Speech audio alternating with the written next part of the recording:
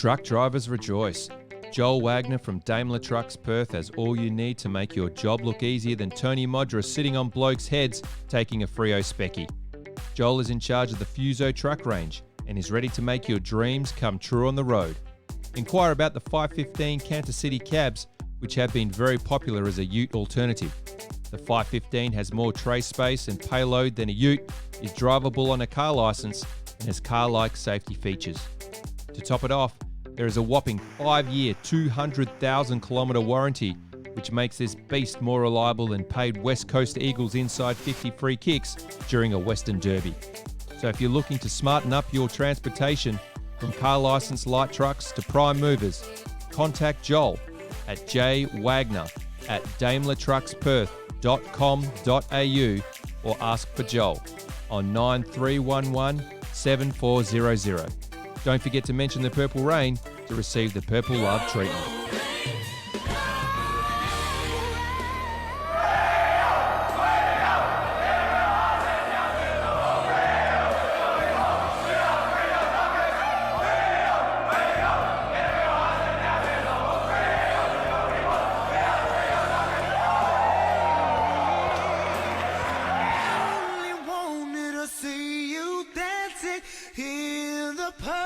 Hello and welcome to episode 22, season 5 of the Purple Rain.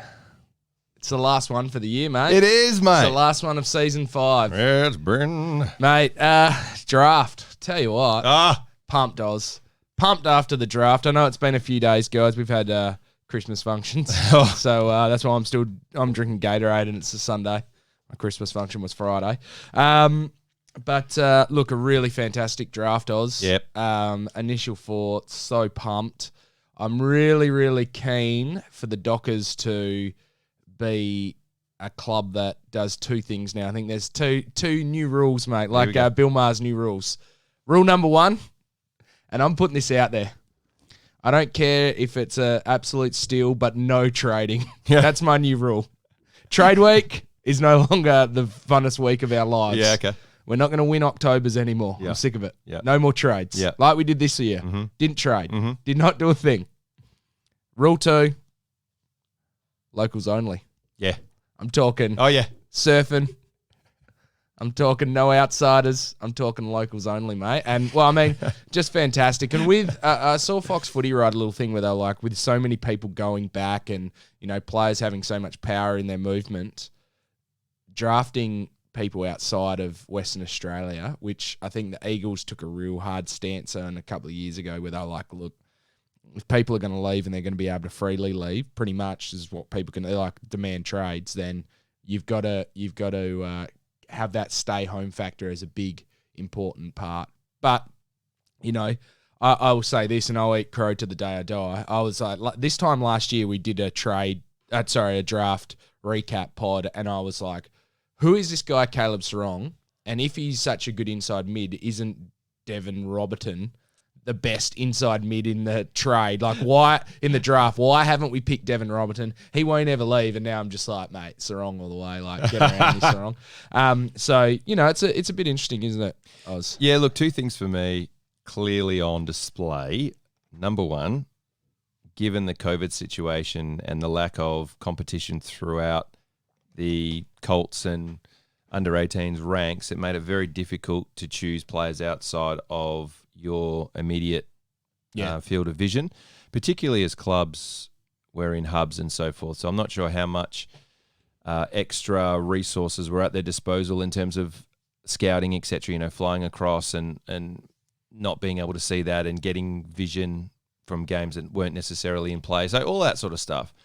But also clubs, and I saw it with Adelaide, and I guess, you know, you feel a little bit like Cal Toomey by the end of the draft there, where clubs are feeding you information and you realise that they're only saying that to, you know, to get certain things here and there. And poor Cal, mate, by the end of it, he was absolutely dark because obviously he'd been fed a whole lot of information that was false. But it was very clear from the get-go that Adelaide were keen to stay with South Australian players. Yeah. That Victorian teams naturally wanted, with the exception of Carlton and Hawthorn, who love a good WA player. But they were just very keen to keep their own. Now, I'm going to ask you a question before I get in a rant, but the flip side to that, Duck, is for the first time we actually see a player coming out and being honest, openly honest, and I must admit, I didn't like it. Now, you know what I'm talking about. Oh, young Archie Perkins. Yeah. Is that his name? He... Archie Thompson. Archie Doodah, mate. Classic East Perth player. No, look, yeah, he came out and said, I won't move out of Victoria. I'm not mature enough, which is quite interesting. But, I mean, I think that the big thing, and I know we both discussed this pre-show, if that's Logan McDonald, or if that was even Heath Chapman, who we've got coming to our club, who openly said that, it would be like burn down Western Australia, like ban Dockers and Eagles from the competition. Yeah. You know, it would the repercussions would be so scathing. But again, it's a Victoria-centric competition. Yeah, so we talked about this, and one of the things that I have, and listening to the Duff and Quarters pod, they touched on this. I wish they had have spent more time discussing this, which is a compromised draft. And the idea is it's AFL, right? So it's supposed to be an Australian football comp, but clearly it's not. And the players don't see it like that, particularly those from Victoria. WA boys are expected just to suck it up and go across. Yeah. But every time and if they don't, it's sook, da-da-da-da. But every time there's a Victorian player or a youngster that there's a rumor of he doesn't want to go anywhere, all that sort of stuff, there's leeway given. And I'm not sure if we're looking at it from the perspective of he's a young kid, and, he says things and, oh, look, I'm sorry. But in our line of work, mate, you can't get away with saying something like that and expect everyone to just go, oh, well, he's a young kid and fob it off. No, I'm sorry. That reflects your character. Yeah. And so if you're drafting someone who's saying that, what does that say about someone's character? And ultimately, as the AFL, let's just say a WA kid did it, right? I don't want to do this, don't want to do that. Would the AFL potentially go sanctioning?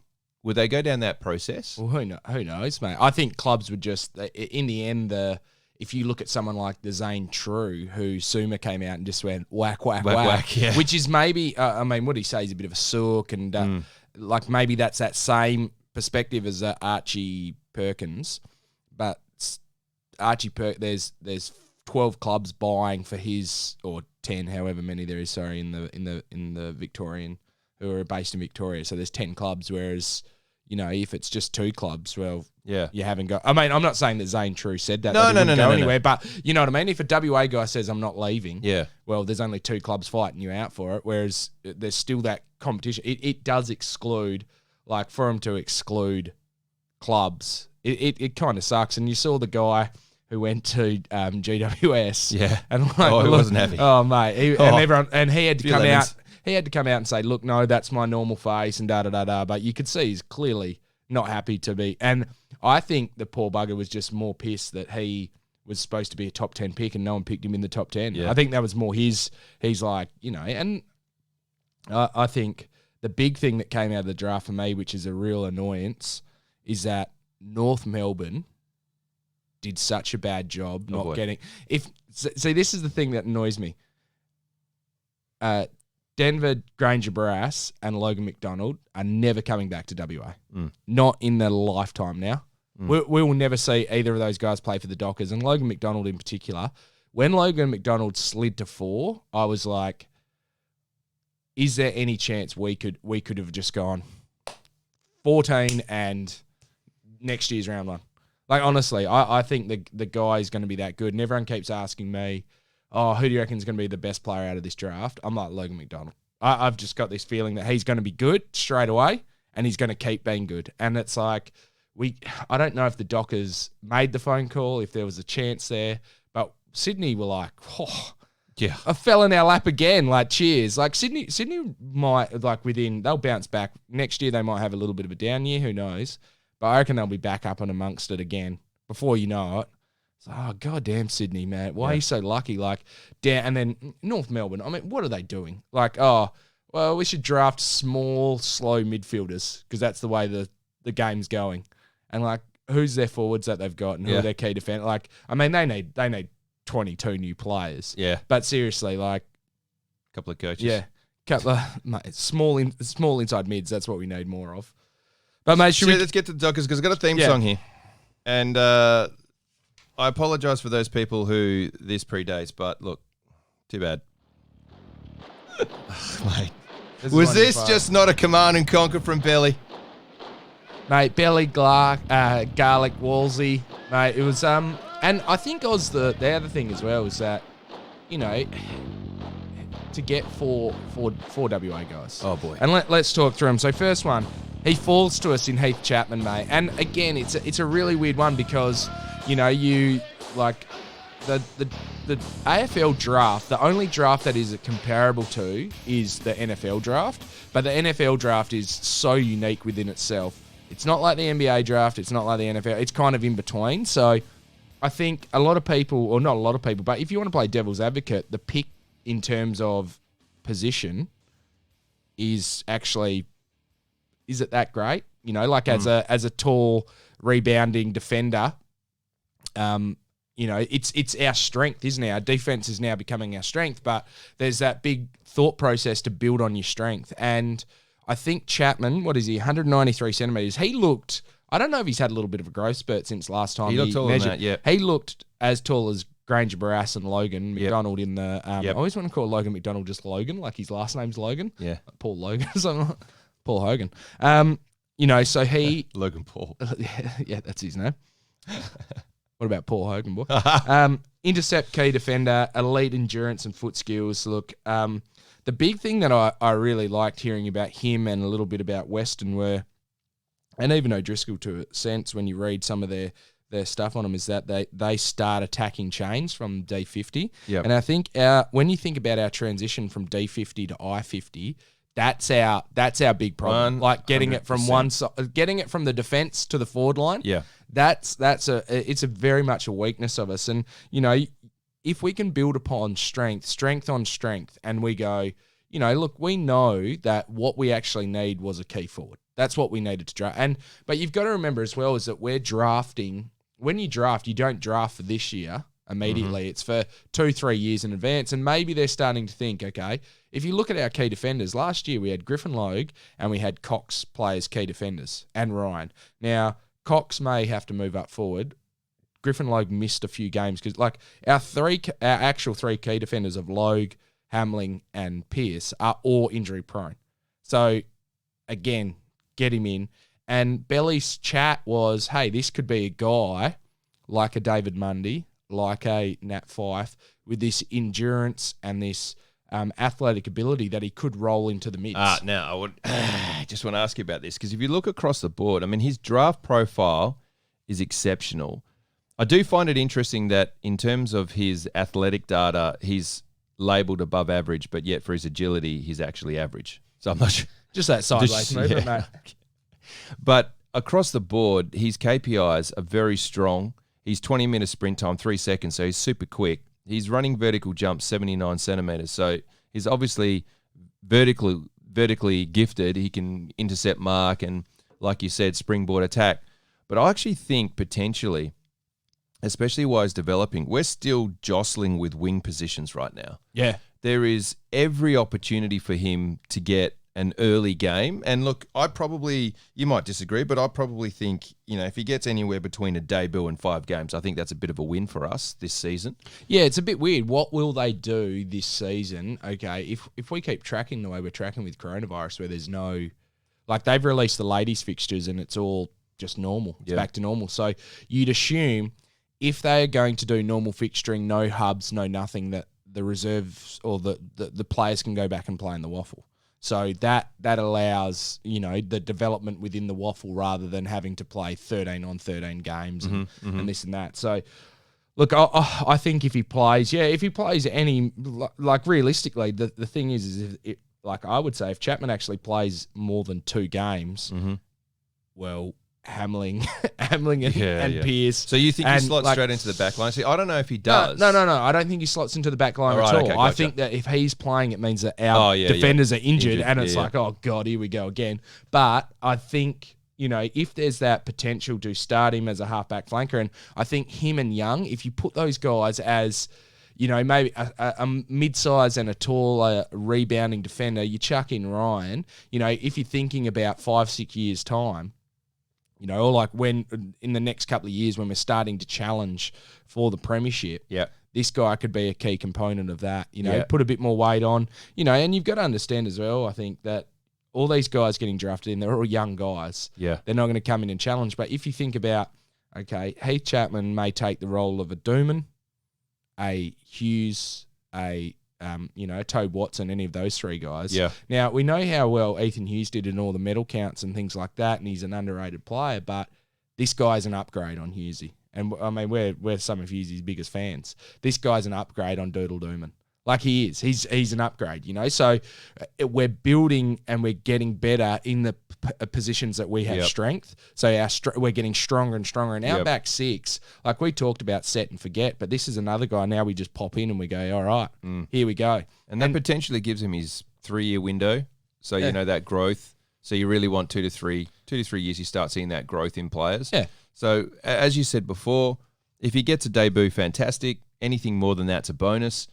But what I'm excited about when they were looking at his stats across the board, his not only in terms of his physical prowess, but also his consistency. His kicking, reading the play, these are all above average. So very exciting. Yeah. Oh. And linking those chains together, mate, that's the big thing. And that's where I think, J-Lo's come in and he's probably said, what do we need? We need speed. He's not the fastest guy, but he is athletic. Above average. He's speed and skill level has to rise. 3 second, 20-meter sprint time off the deck is pretty quick. Yeah. The next guy was Nathan O'Driscoll, a.k.a. Noddy, mate. Redlegs! Mate, Redlegs.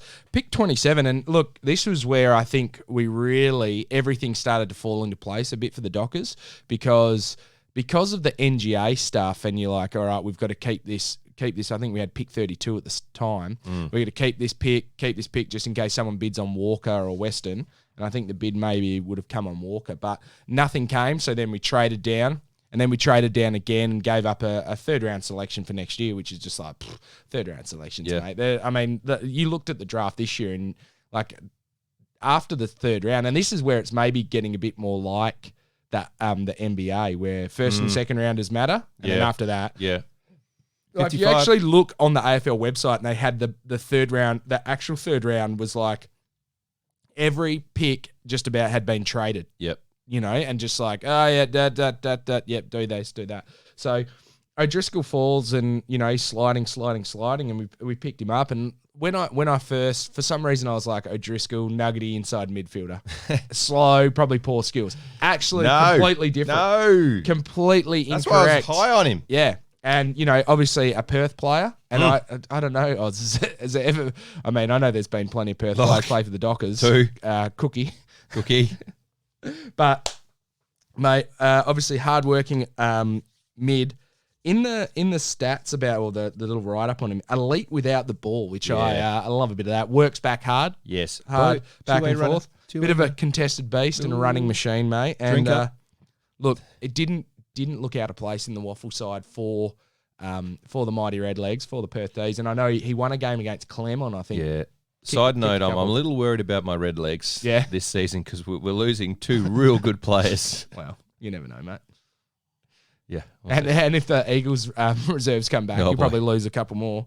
But look, another pick in which we have strength as well. It's like our midfield and our young growing midfield is another point of strength. So, it's a little bit of an interesting one there. And I think, there wasn't how many key forwards in the draft. There wasn't really too many to go on. So look, to get O'Driscoll and then be able to pick up the next 2 guys.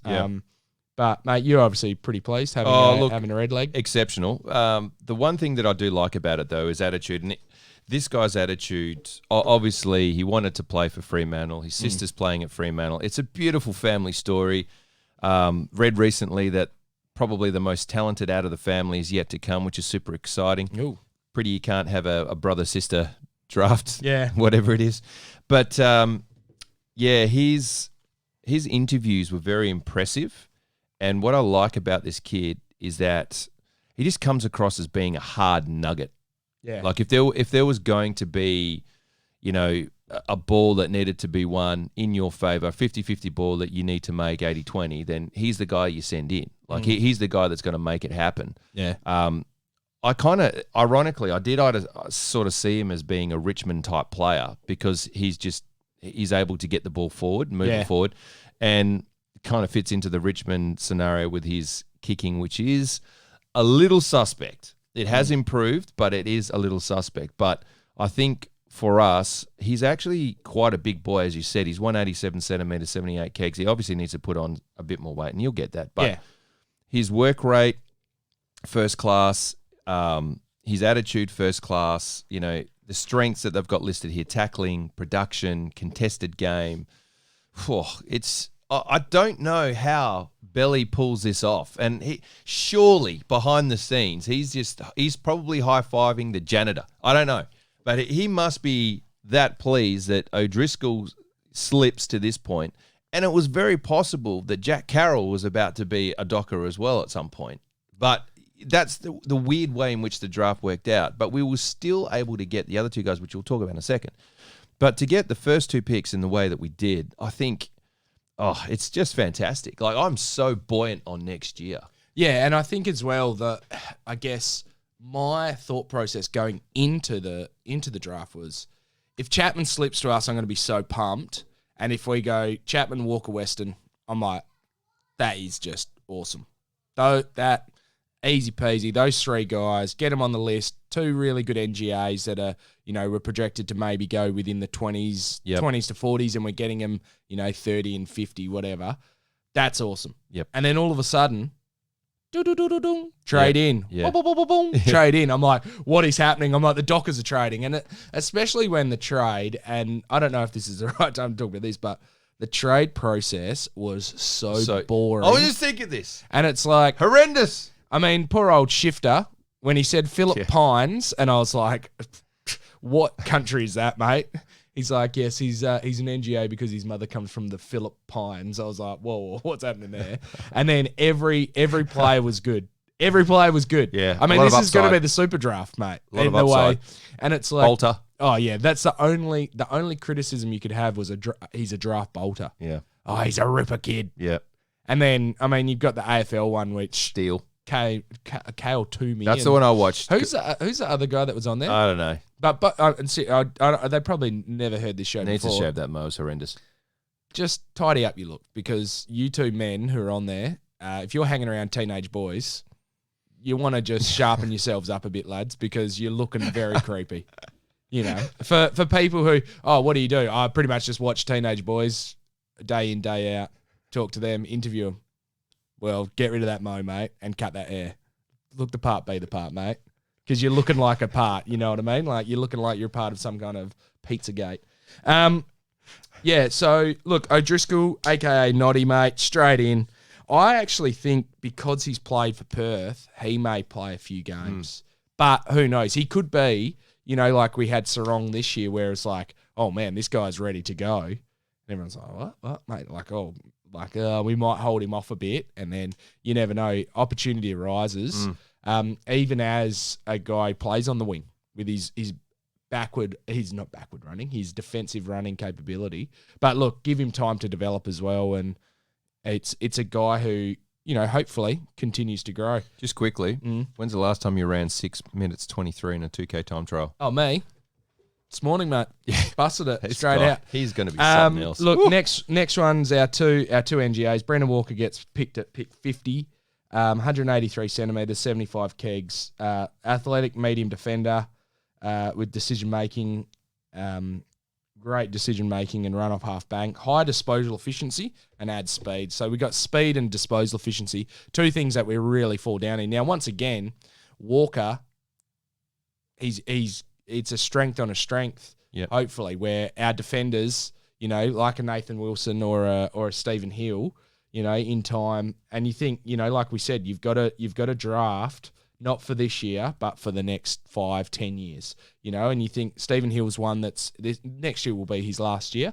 Nathan Wilson's getting on a bit, and obviously had his turf toe injuries. So, if you're looking at a guy who potentially is a bit of an upgrade, or even could play and roll up onto the wing. The only thing I would say about Brendan, which I was a bit disappointed with, and I know I don't think we have any more spots, but I'd love for his brother Chris to get on the thing. Yeah. I would love for Chris and Brendan. I love a good pair of twins, mate. I just wanted someone to show me the twins, mate. Shout out to you, Jody. But look, hopefully, and the best thing was as well is that he obviously slipped, and it meant we could get O'Driscoll as well, which was great because I feel like it's only Essendon that do the the tomfoolery where they're like, we'll bid on this kid, we'll bid on him, go on, let's have a that cheeky make bid people earn it. That go. Yeah, but Brendan Walker, mate, another a good part of our NGA production, and well done to Tendai. And the next guy as well, Joel Weston. Look, he's a small fella, and I know Frankie was like, but he's too small. But there's so many guys who are good at footy that are small, and we know that footy players are all shapes and sizes. 172 centimetres, only 68 kegs, elite athletic data. He was in 2019, he was Claremont Colts runner-up fairest and best. The Colts MVP in 2020, best player in the Colts losing grand final, and best player in the first All-Star game. So that shows that he's really got a bit about him. Finished the year very strong. And to have guys that play well in grand finals, that's what excites me the most. Yep. Being small is his biggest knock. But, we've seen guys, you don't have to be the tallest bloke to be a good footy player. And it's another spot where I feel like small forward, that was probably the one area where, we could have maybe used, but, we still got Schultz and Switkowski and Henry's coming on, so we've got small forwards there, but he might be one that unlocks a bit, Yeah, I'm excited about Weston because it's not often you get both pace and endurance in the same athlete. Like it's usually one or the other. So, which, how fast twitch muscle fibers work and so forth. But if you look at his 20 meter sprint time, 2.88 seconds, mate. That's quick in any stretch. But his yo-yo test proves his ability to consistently run short bursts at 21.5. So his ability to match speed and endurance is actually going to be something that I think we'll find very useful in seasons to come. I don't think he cracks it next year. I think it's going to be quite difficult for him to break into the team. He needs to get more size, but there's plenty of excitement, especially around his elite ranked athletic data, speed, agility, endurance, vertical, all elite. Yeah. Can't knock that. So, yeah, both those players super excited about. I think we were very lucky. I think we were quite happy that I think the one bid came in real late on in the 50s or whatever it was. I didn't understand what was going on because didn't we pass? Yeah, we passed. And then a bid came in and then we were like, all right, we'll match it with that. Yeah. So I know next year, because this year we obviously had the deficit from Liam Henry, and next year we won't. We've just lost a third rounder, which, like we said before, third rounders are and I'm not sure how our NGA production for next year is. I know this year was the golden year, but it'll be interesting to see what we do next year as well. Look, the one other pick that we got in, Josh, aka Dick Tracy, mate. Now pick 7 in the rookie draft, 194 centimeters and 94 kegs. Yeah, tall forward, big boy, fits the Dockers mold in my opinion. Big contested marker, bomb it on his head. Brings it to ground. He's really good at tackling at ground level, put pressure on ground level. A leader at Bendigo, so a guy brings in and will be ready to go. And I think he's got those leadership qualities, so coming over to WA won't be a big problem. Not athletic, however. Not athletic is his big knock. I think, Oz, however, this guy, Dick, a.k.a. Josh, a.k.a. Dick Tracy, mate, I think that he could be the guy who plays the most games. And I know someone's asked that question. Okay. On the where did I put that? God. What do you like about the physique or the makeup of this player that makes you think he's going to actually play more games than the others? I just think that it is not necessarily he's a big boy, but it's the fact that it's where we have gaps in the list. The deficit. Yeah. Okay. Because in the end, Oz, you look at so this is what's happened at the club. We've got in Chapman, who's a defender, Noddy, who's a mid, Walker's a defender, and Weston's a small forward. Will probably play as a small forward in the AFL, and then Tracy, who's a key forward. We've lost Hogan, Materia, Carmack, Carter, Dixon, Dylan O'Reilly, North, Butters, and Pena. They're all out. Yep. Okay, so when you look at we've got 2 major deficits in our list. key forwards, Yep. and ruckman. Yep. Now, ruckman are a little bit interesting, and I know someone's got a listener's question on that, but with the size of the list, can you afford to hold a ruckman now? So we've got Lloyd Meek, who hasn't played a game in 3 or 4 years, whereas I feel like those developing ruckmen, they're done. They'll just play. They've got to play in the waffle, and just you'll pick them up as a rookie list, a 25-year-old mature age rookie. I think, but we've got Lob, Tabernar, and Lob overlaps here, but Lob, Tabernar, and now Tracy as our key forwards. That's it. We've got 3 key forwards. Now, obviously, Fife, Sturt, all those guys, and they are marking forwards, but actual key forwards, and you think about it, let's say Tabernar. Now, last year he missed 1 game, touch wood there. I mean, I saw him the other day down the shop. He had his hand in a car. So I'm like, oh, God, crab. He's giving it the old crab claw. Pinchy. But, and I know we've got Cox maybe, and, there could be a defender that we turn to a forward. But in the end, he's a guy who might play a few games. Just like, I think Freddie ended up playing more games than what we expected this year because it was just a spot that opened up, it was there and it opened up for him. So I feel like Tracy could be the guy who it opens up for him, and he plays the most games out of all the young bloods. Yep. All right, Oz, shall we go to a break? Sounds good, mate. When we come back, we'll do listeners' questions, mate. Happy days.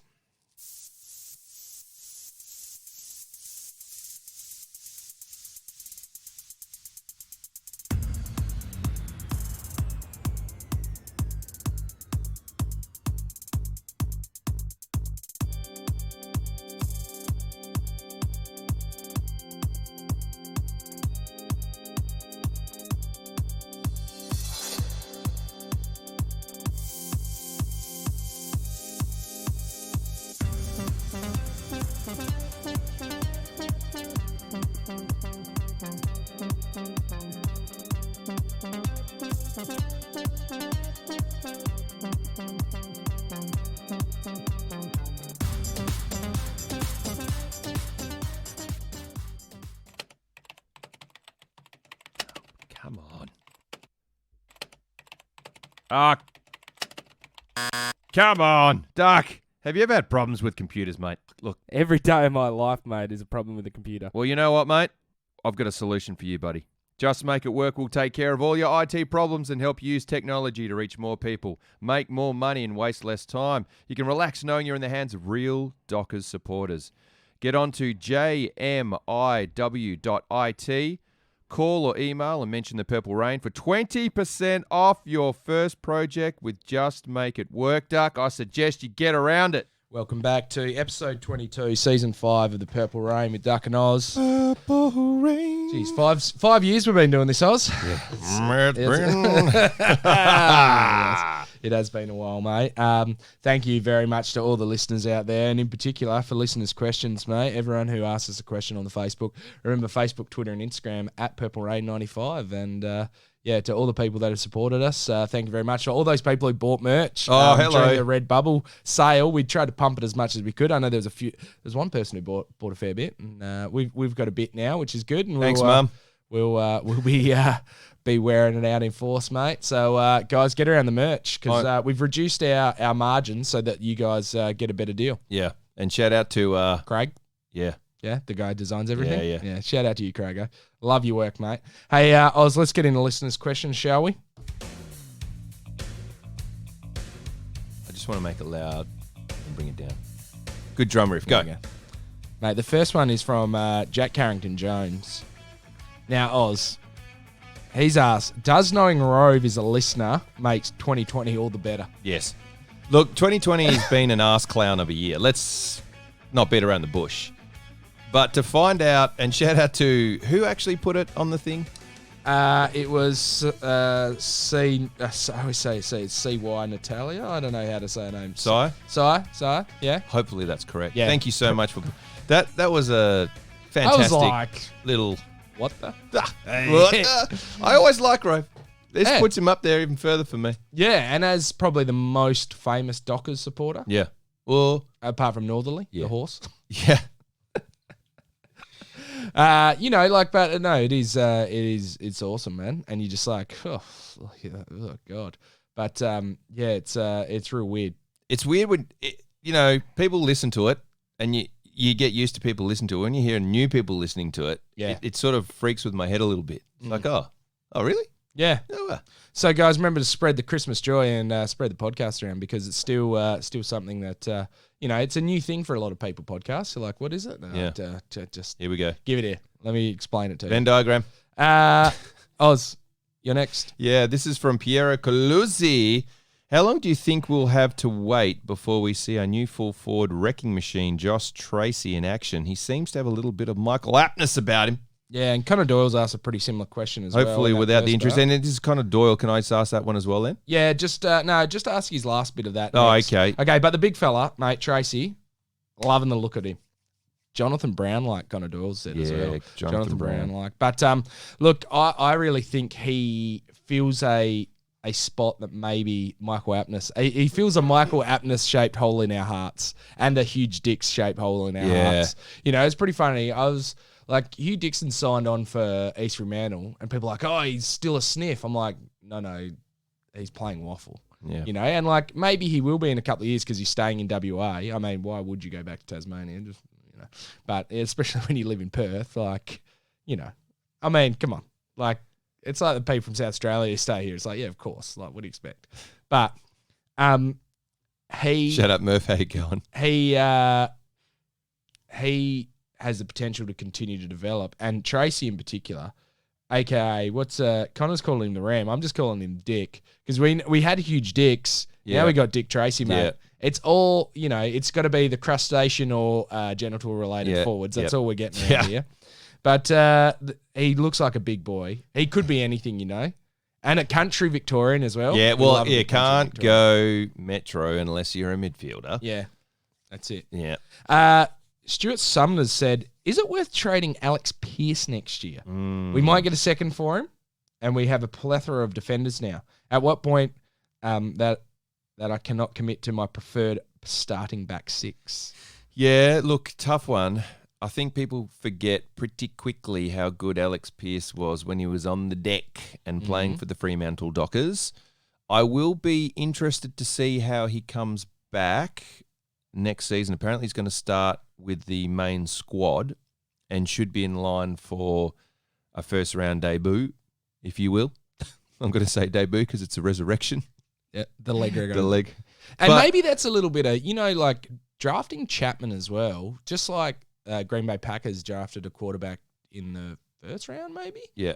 Really put a rocket up Rogers. Whereas like this might actually be like, hey, mate, we've got replacements for you. And like that, I would say those defenders, like I said at the end of the year, at the end of season review, I said, look, if I was Alex Pearce, I'd be kicking goals. I mean, I've checked his Instagram. I think he's going to a lot of parties in Sydney with Tommy T Train. But like if you can develop yourself as a forward, that's where we have holes in our list. And if you're a key defender and you can go, look at this, check this out, boom, putting them through the big stick, big lead, big mark, and it is hard to play forward if you're a defender, but like he could be a missing piece. Yeah, I think one of the big things about Pearce, which has been mentioned several times, is his leadership and his ability to coach off-field players. Whilst he's been injured, he's still around the club. He's team man. Yeah, so really he's almost like the spirit of the club, and you can't underestimate the impact of something like that. Yeah. I think it would be tough to trade him on. So I'm going to say no. On that one. Okay, this one's for you. Go Connor Doyle. He's one at the bottom where he said, who else? Yeah, so will our 2021 best first-year player be rookie-listed key forward, or will it be someone else to shine in 2021, possibly a Valente?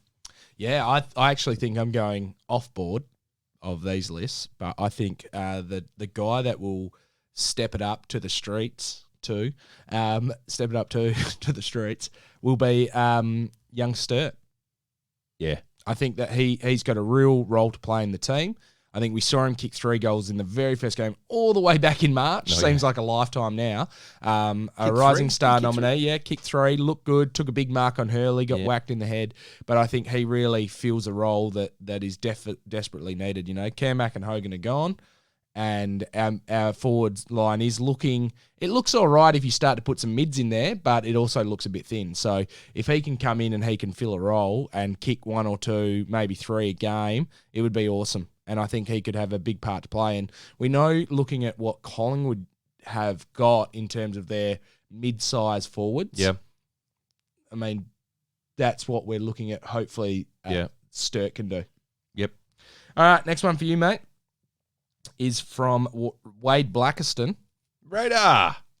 Which of our draftees will play first, Oz? Of the 5. Of the 5, okay. I've got my 18. Oh, hello. I got my 18. Actually, no, the question was just about who. Yeah, okay. Yeah. So, in answer to your question, Who will play first? Chapman, Noddy, Walker, Weston, or Tracy? Noddy. Yeah. I think he's probably more primed to play earlier. Having said that, depends on when they bring Chapman in. If he comes in on a wing, it's very possible that he does like almost a Freddie role. Yeah. I would say, so let's go through, okay, just quickly, because I know you mentioned a little bit, but how many games do you reckon you expect these guys to play just quickly? Chapman. Debut to 5. Noddy. Anywhere between 2 to 7. Walker. Probably doesn't play. Weston. That probably doesn't play. Tracy. Maybe between 2 and 3. I think you're about spot on there, mate. Yeah. Yeah, definitely. But the first, I think you're right with O'Driscoll because he's played men's footy. Yes. So, but where's the position? Waffle is a man's league. Yeah. It's a man's league. Ian Rundle. Does a club have enough tradition? We lost the pre-game anchor. Is Johnny Dock still attending games? Any ideas for traditions the club should start? Any Christmas traditions that Freo FC faithful should adhere to, e.g., stick pins in a gaff Cupid doll? Thanks for the pod. Long may it continue. I think realistically there should be 2 things that the club should be trying to, and they probably do. Like, we don't know what goes on in the background, but there's 2 things that the Dockers should really be pushing on the AFL. Number 1, I think that the fact that if Anzac Day falls on a weekend, they should play on Anzac Day. The fact that they don't for the Len Hall match is, to me, actually a bit of a disgrace. And the AFL, they've made a match on Anzac Eve for Richmond and Melbourne. They've made a match for them. It's like, oh yeah, it's great, but it's like, okay, what about Anzac Day? Anzac Day's over. Put a game on Anzac night and make sure it's a Dockers game. Now, if it happens on Friday, Saturday, Sunday, do it then. If it's not, because they'll be like, oh no, the turnaround and short break for the Victorian team coming back and it's like, okay. So if it falls on a weekend, the Dockers have to play. Friday, Saturday, Sunday.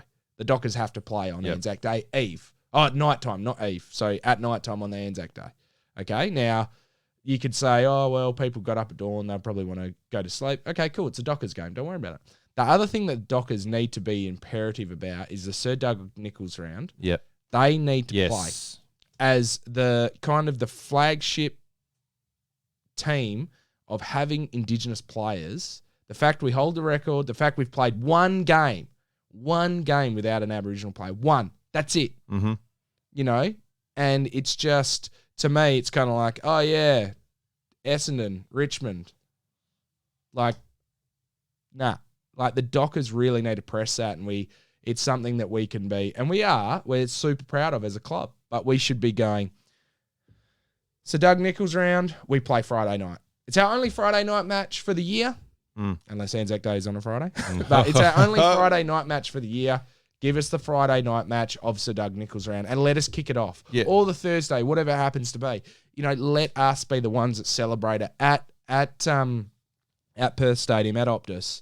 We could put on an absolute show and celebrate. And the fact of the matter is as well, Oz, okay, we're in Wajak Noongar country. The Noongar people have produced the most AFL football players. Correct. It's, if you look at the map that the AFLPA bring out every year, mate, down in this little pocket of southwest of Australia, It's all, mate. And, being from Tamworth, which is Noongar country as well, you're just like, mate, come on.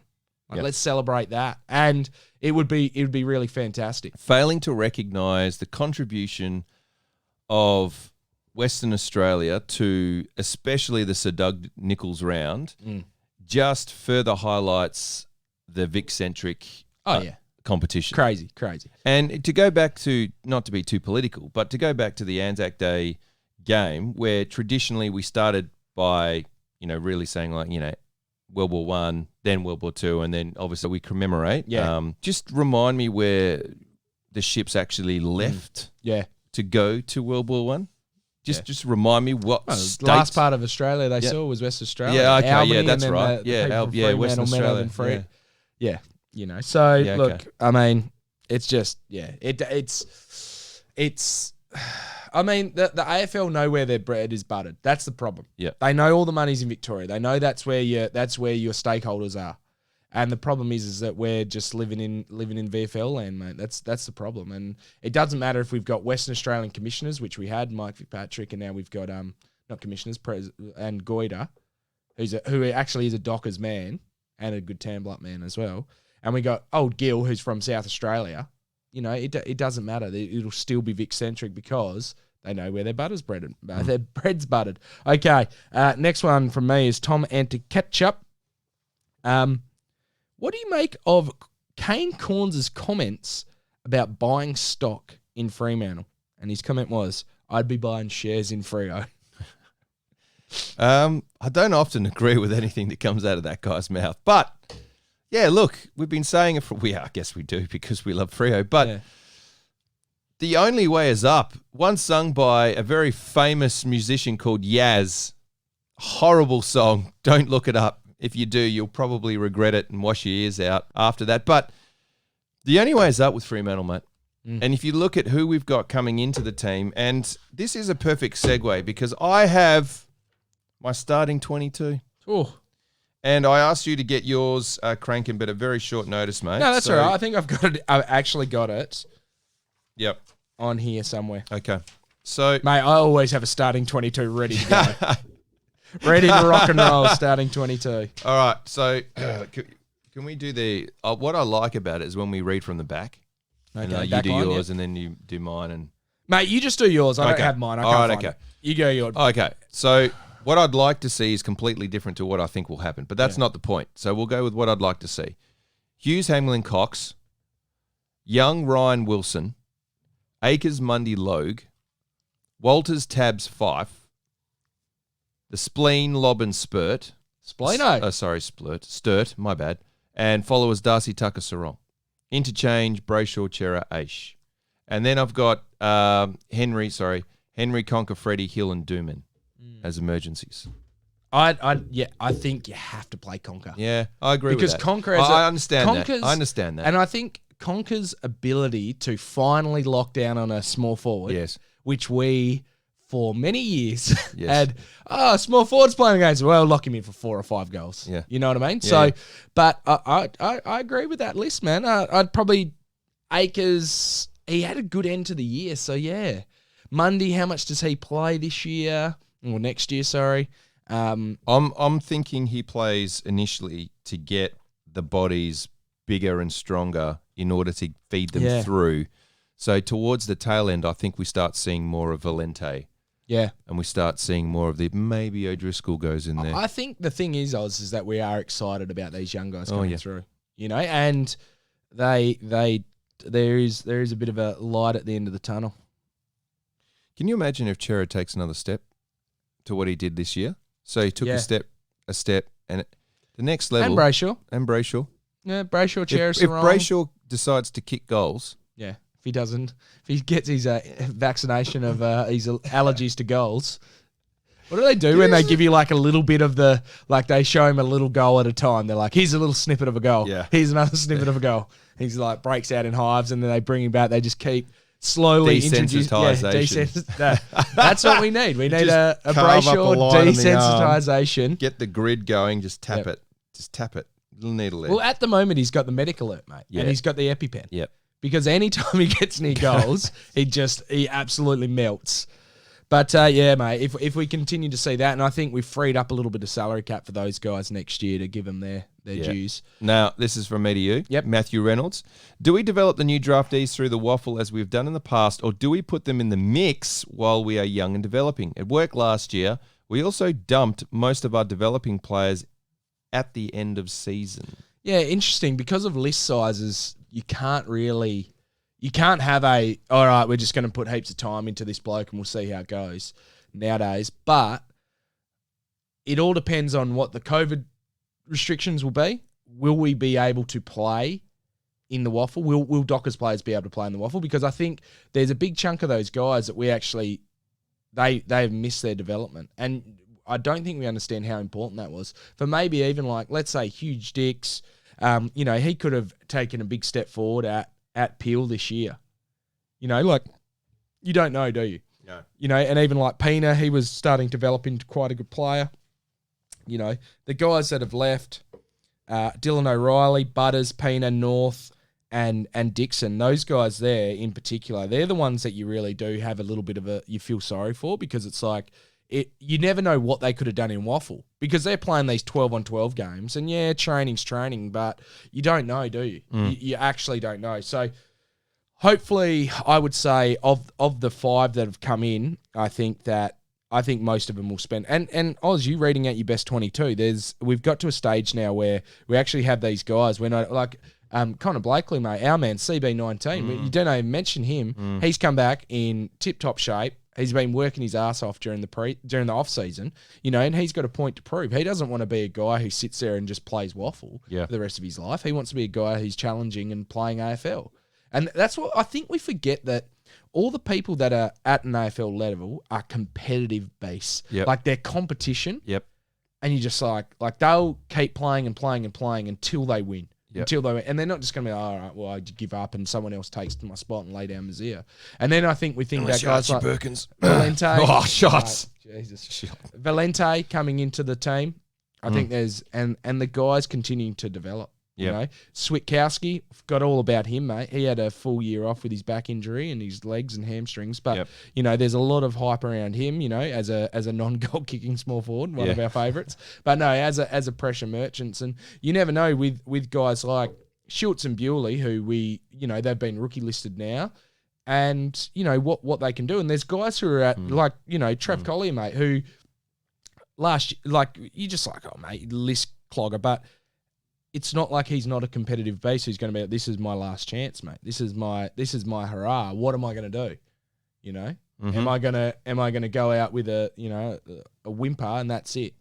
I don't think people are like that. I think people's mentality are, this is my last chance. I'm going to have to give it everything I've got. Yep. And so it should be. And it breeds competition within the club. And I think the depth of the club is starting to get at a point where, I think Ross Lyon said a couple of years ago when he was like we're picking guys to get games in them. But that doesn't mean they've earned those games. I think he's very, very clear on that. But we're now getting to a stage where we've done the rebuild, and these 5 guys coming in are still a part of it. But we're getting to a stage where we're being competitive for spots. Yeah. And competition only makes people better. It only makes people better. Quick question without notice. Yep. Hamling and Pearce, do they start round 1? I think Hamling does because of his foot. Pearce, not sure with his leg. But the other thing is I think you can actually only play one of those 2 guys. I think they're competing against each other, because in the end, how many people have big clunky forwards? Not many. It's like Tom Lynch, Tom Hawkins, Josh Kennedy. That's it. There's like 3 of them in the competition. So you've got to have people who are athletic. The other thing is as well, Pearce and Hamling, foot skills, wouldn't say they're elite. Wouldn't say they're above average. You'd say they're average. So you've got to actually, our back 6 works so well with Logue, Cox, Ryan, that they've got to fight for a spot. Now that hopefully drives them. And I've been so impressed by Hamling, man. Like Hamling midway through this year, it seemed like he was going to retire. Yep. Like it seemed like the chat was, this injury's terrible. Now he's like, you see the videos, he's running his guts out, he's back on the track. Early. Yeah. He has chosen to come back. Yeah. That's very impressive. Yeah. Next one for you, mate, is Seamus Lago. Yeah. Said, how many goals do we need from Fife to make the 8 this year? Excellent question. And quick shout out to Koba, who helped me out with a rub for the brisket that I bought down at the local shop. It was a beautiful tree bark taste. Sensational. Thank you. Great tip.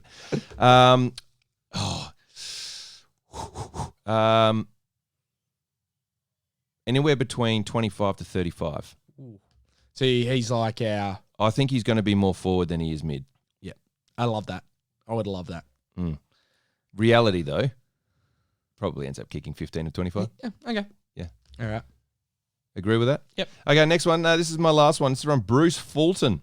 I wonder if he's related to a Jimmy Fulton. Hi, Duck and Oz. Merry Christmas to you both. My question is, do you think we are a ruckman short or do we have enough talls? I was hoping we would have rookie drafted Kalen Lane instead of using our pick on Bailey Banfield, who I think has had his chance. Yeah. What are your thoughts? Look, Kalen Lane, mate, 204 centimetre, 95 keg boy from Denmark. He's a great Southern boy, so, you know, I always got to talk him up. But look, yeah, the thing is as well, like we talked about having someone on your list, and what is Bailey Banfield going to show us that we don't already see? Well, I thought about this, Duck, and before you answer this question, the only thing I can think of is if they're going to change his position from being that lockdown small forward role, which I think now we have covered. You've got Switter, you've got Spleen. Sorry, Spleen I've got in my starting 22 because, you know, see ball, get ball, rupture spleen. That's it. But I think maybe he goes through the middle. And that's what he played through the waffle. And if he's, you know, getting the ball out as opposed to, you know. I don't like to make big statements, mate, but if Bailey Banfield plays in the midfield for the Fremantle Dockers, I'm not doing this podcast anymore. That's it. I'm done. Seriously, mate, I'm done. But are you, like, this is the thing, is that he is only a small defensive forward in the Dockers in the AFL. He might be a great waffle midfielder, fantastic. In the AFL, he's not up to the standard. So, very valid point. Why are we another small forward? Another small, how many, you remember Gyro's coming back. Yeah. That's why I said I don't think he's a small forward. He can't be a small forward because we've got all of those guys coming Schultz, back. You know, Gyro, Spleeno, Freddie. Henry. You know, Weston now. Yep. So it actually is a very valid point that Callan Lane may have been a missed opportunity. But, like I said, it's hard to develop players with the list sizes. Did that kid get picked up? Nah, didn't get picked up at all. So look, there's next year he'll play for, because I think Claremont's ruckman, they actually play quite a small ruckman. Yep. The guy I thought we might have had a crack at was Alex Waterman. Yeah, that was interesting. Who just looked too good for Waffle. And again, key forward, you know, looks all right, but yeah.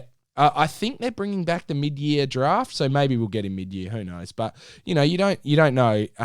It would have maybe been an idea to get someone like that, get someone with a bit of height. Now we got Dick Tracy, aka Josh Tracy, but yeah, I think that's a very valid question, Brucey, and you know, Merry Christmas to you as well, you and your family.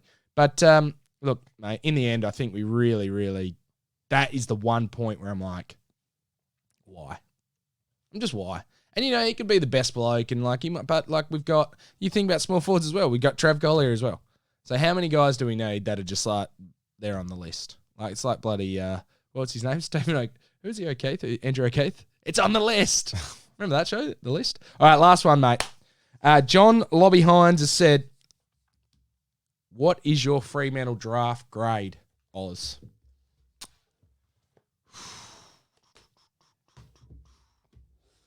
Has to be either a high B, low A. Like it for me, I'll go low A. Yeah. My positives are WA guys. Yes. Built on strength. Tick. I would say the negatives, however, are is that, and no, getting Tracy meant that the ruckman key forward, the actual spot that we need. Do yourselves a favour, by the way. Have a look at his videos. You see a lot of oohs when he just takes people out. Legally, of course. Oh, yeah. But when he hits people, they stay down. But, like, you know, you think Lob and Taberner, they're getting to a stage now where they actually are, you know, like, you need to develop someone who comes in, and key forwards do take a while to develop. Like old mate Tabs on a crab, he's 27, 28 next year. And Lobby, who, I mean, he doesn't want to play in the ruck, but he might have to. I mean, he's another guy who's, how old would he be? Where are Rory Lobb? He's going to be 28 next year as well. So how long do those guys have left? You know, Tabs is actually quite injury prone, despite this year. Touch wood that he's not anymore. But you know, like what's it going to take for us to be like, oh no, we've got no key forwards. But in saying that as well, so what's your grade then? I gave mine. What's yours? I'd say B. I'd say B, just on the pure fact that I don't know. I just think we drafted spots where we've actually got strength, which is cool, but. You know, was there the opportunity to bring in a key forward here or there? But I don't know. I don't think there was. That's the thing. Yeah. I think there wasn't many key forwards in this. The only thing I would have said was, did they ring Sydney? Are you ringing Sydney? Yeah, I'd be like, 100% ringing Sydney. Did they ring Sydney? Sydney didn't pick up. There's Sydney no doubt probably Sydney. did. Yeah, Sydney no, come on, Billy. Sydney like Go on, close. Billy, They're no. like, no, nothing's happening. But Yeah, very you know, quickly, going to the discussion on the draft, I think there's a logic behind drafting the best players where you have positions filled, and that is, as you mentioned before, it creates competition, and you need that length of competition in your squad in order to bring up the standard of your training sessions, which therefore increases, training match day simulation, which therefore improves your match day performance. Yeah. So if you're only ever drafting for vacant positions, then those people who don't have their positions necessarily challenged through depth aren't necessarily going to take the next step that they need. Yeah. So I think, and you see it in the NBA quite a bit, but certainly that's why I'm so high on Fremantle. Like, I thought it was very smart. Like, it was very calculated, to trade with Brisbane and then to trade with Collingwood, getting up the order in order to get O'Driscoll is a masterstroke. To get O'Driscoll in itself is great. And for Chapman to fall to us and for us to get O'Driscoll, I couldn't be. I've given it a B just because I've sat back and gone, well, where are the holes in our list and what are we doing?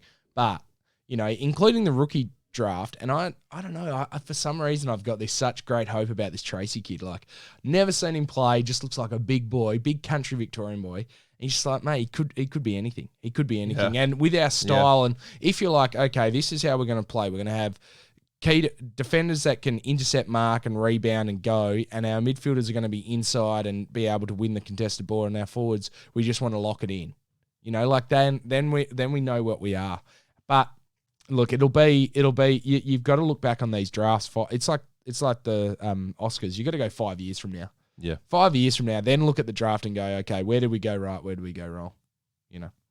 All right, guys. On that note, remember to please subscribe, rate, and review on Spotify or iTunes or wherever you get and listen to this podcast. Thank you very much for another great year, another great season. We'll be back in, what do you reckon, February, Oz? Yeah, something like whenever it is, to do a preview. If there's any big news, we'll be trying to feed it to you guys. But if you can, go to our store on Podbean. Podbean? No, not Podbean. Redbubble. Yeah. Redbubble, buy a shirt. Great thing for Christmas. Get a Purple Rain shirt. Quick question. Yeah, mate. Without notice, do they have aprons? Because I find myself cooking outside here. I've got myself a... Yeah, they do have aprons, smoker. mate. Smoker. They do have kitchen aprons. Okay. So something to think about. Do yourself a favour. Get out there. Get out there. Get around it. Merry Christmas, everyone.